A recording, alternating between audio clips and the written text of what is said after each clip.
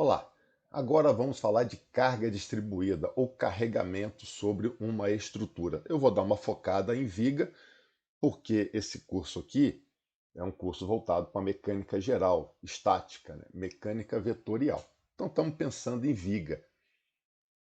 Essa primeira parte vai ser somente uma parte conceitual, porque é muito comum a gente estar dando aula. Aí vai lá e coloca o carregamento na viga e o aluno pergunta, mas da onde que vem esse carregamento? Por que que tem esse carregamento aí? O que que é isso? Eu vou dar alguns exemplos simples aqui para a gente poder dar uma entendida, tá bom? Então, no primeiro caso, vamos pensar uma viga. E eu só estou considerando o peso da viga na minha estrutura. Então, tem uma viga, está aqui apoiada, né? Um pilar fixo e um pilar móvel. Quer dizer, não é o pilar que é móvel, é que a viga tem liberdade de se mover sobre esse pilar. Se eu considerar somente o peso da viga, o que, que eu preciso levar em conta aqui? Como que ele está distribuído. A gente pensando que a viga é uniforme, por exemplo, uma viga de madeira que você vai fazer no seu telhado. Vamos supor que essa viga tenha 10 metros de comprimento e que ela tenha uma massa de 100 quilos. Então tem 10 metros de comprimento e uma massa de 100 quilos. Isso quer dizer o quê? Que para cada metro dela, se eu cortar ela agora em vários pedacinhos de 1 metro, então eu cortei em 10 pedaços, certo? Cada pedaço vai ter quanto? 10 quilos.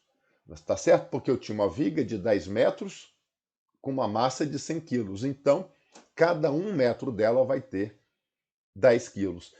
Essa representação que eu vou colocar aqui para vocês, olha. Agora eu não coloco mais o peso da viga na metade, como a gente fazia em carga concentrada.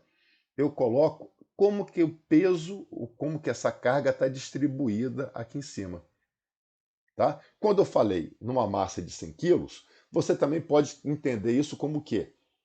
Um peso de 100 kg força ou um peso de 1000 newtons. Mas não vamos ficar gerando confusão e um monte de palavra. Vamos focar aqui. Se eu estou pensando no peso da viga, ela é uma viga de madeira uniforme, então para cada metro dela eu tenho o quê? O mesmo peso. Daí vem essa distribuição uniforme de carga, como você está vendo. E sendo o peso, aponta para onde? Vertical para baixo. Numa outra situação, agora eu peguei a mesma viga e sobre essa viga eu botei uma carga, por exemplo, um trator. Esse trator ocupa esse espaço que está aqui. Como que vai ficar agora a carga distribuída aqui em cima? Olha, eu vou ter inicialmente só do peso da viga uma carga como essa que está aqui, mas na posição que está o trator eu vou ter o quê? Uma carga a mais.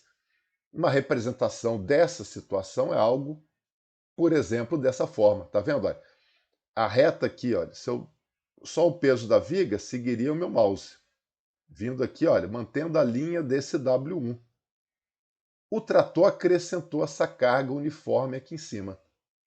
Então, essa é uma ideia, né, de como que é essa carga distribuída. Eu vou representar carga distribuída aqui com a letra W, tá? Tem outros professores que representam com a letra Q, mas eu represento com a letra W e a unidade dela é o Newton por metro, que quer dizer o quê? Lembra quando eu expliquei aqui atrás? Ah, eu tenho 10 quilogramas força para cada metro, né? Ou eu tenho 100 newton para cada metro. Então é isso que eu estou falando, unidade newton por metro. Né? Eu falei quilograma força, que é uma unidade muito usada na civil, mas aqui eu fico no sistema internacional, então vamos falar em newton por metro. Para cada metro dessa viga, por exemplo, eu tenho 100 newtons. Então, se ela tem 10 metros, vai ter 1000 newtons no total. Então, essa é a ideia básica do carregamento. Só que, além de carregamento retangular, nós temos também situações com carregamento triangular. Aqui, no caso, a pressão da água ou a pressão de uma lama, uma homogênea também, numa barragem, ela segue um carregamento triangular. Nos meus vídeos de aula, né, nos meus vídeos de cargas de fluidos nas estruturas, eu já demonstro o porquê desse carregamento ser triangular. Aqui seria correto eu colocar uma pressão, tá? Exatamente como eu demonstro lá nos outros vídeos. Mas eu vou manter o W ainda de carregamento somente para ficar no foco aqui desse meu vídeo.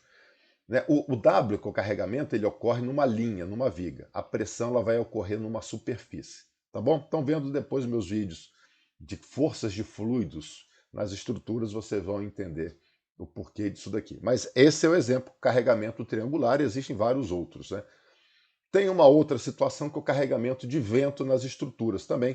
Na minha aula de vento na estrutura, eu mostro como que vai ser, mas basicamente nessa situação, o que é que nós temos?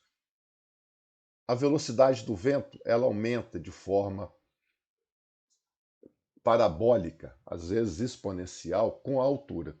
Seria algo desse jeito. E a força é proporcional ao quadrado da velocidade.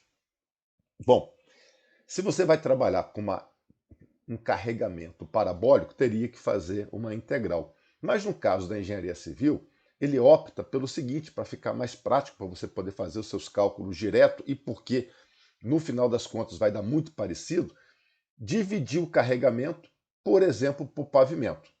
Eu não dividi aqui por pavimento, eu dividi um pouco maior para poder ficar mais clara a ilustração, mas olha, vou fazendo então vários carregamentos. Então, ao invés de eu fazer um carregamento parabólico, eu faço vários carregamentos retangulares e vou aprender então a calcular a força equivalente para cada um desses carregamentos aqui e fazer o cálculo então da distribuição dessa força nessa estrutura, para depois calcular momento na fundação, calcular os esforços por pavimento, as torções, né? Tudo isso que entra no cálculo aqui, né? Quando eu vou projetar um edifício, que eu tenho que levar em conta a força do vento nessa estrutura. Tá certo? A engenharia civil também opta por isso, que vocês vão perceber que aqui embaixo a velocidade é muito pequena. Se o carregamento for um pouquinho maior do que aquela curva, não vai ter muito problema. Você não vai superfaturar uma obra, mas você vai um pouquinho em favor da segurança.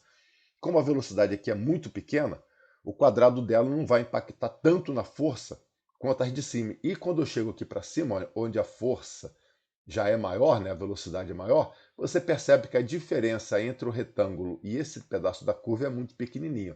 Então faço carregamento retangular, vou um pouquinho em favor da segurança e não superfaturo minha obra e faço um cálculo bastante simples também.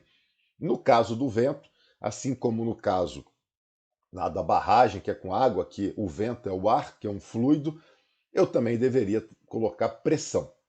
Mas eu estou mantendo ainda carregamento, só para a gente não sair dessa linha de raciocínio. Mas na aula de ação do vento nas estruturas eu já coloco tudo isso daqui como pressão para vocês poderem calcular. Tá bom? E um último exemplo didático para a gente entender essa questão do carregamento, por exemplo, um carregamento em pórticos, né? Aqui, olha, tem um exemplo aqui do que são os pórticos, né, das edificações, que é pilar, viga, pilar. Então está aqui uma situação, pilar, viga, pilar. Esse meu pórtico aqui da esquerda não é o do desenho, tá? São coisas diferentes, mas quando a gente chegar em estruturas rotuladas, vigas Gerber, aí a gente explica uma situação e a outra, mas o que importa aqui é o seguinte, por exemplo, eu tenho aqui o peso da viga, uniforme. Sobre essa viga vai o quê? Uma laje. Então tem essa viga, a do outro lado, a do outro, né? Aqui vai uma laje aqui em cima. A laje vai me dar aqui uma carga uniforme sobre essa estrutura. É claro que sobre essa laje eu poderia, de repente, botar algo muito pesado que vai ficar fixo aqui no canto. Poderia. Aí o que teria? Um carregamento maior aqui, como foi aquele exemplo do trator. Na lateral, será, por exemplo, a força do vento, que eu deveria desenhar aqui, olha, como um pórtico de 3 metros, ou seja, de um pavimento, 3 metros, 3 metros e meio, eu deveria ter desenhado um retângulo. Mas eu optei por desenhar um triângulo simplesmente para dizer, né, que você pode ter carregamento de múltiplas formas, vai depender da situação que está ocorrendo. Tá bom, pessoal? Então, esses aqui são os exemplos, né, alguns para facilitar ou para te levar a entender, a ver esses carregamentos. A partir daqui nós vamos fazer exercícios onde nós vamos colocar os carregamentos, só que aí eu já vou colocar direto a figurinha deles. E nós vamos aprender então a como calcular a reação de apoio a partir de uma estrutura com uma carga distribuída. Até lá!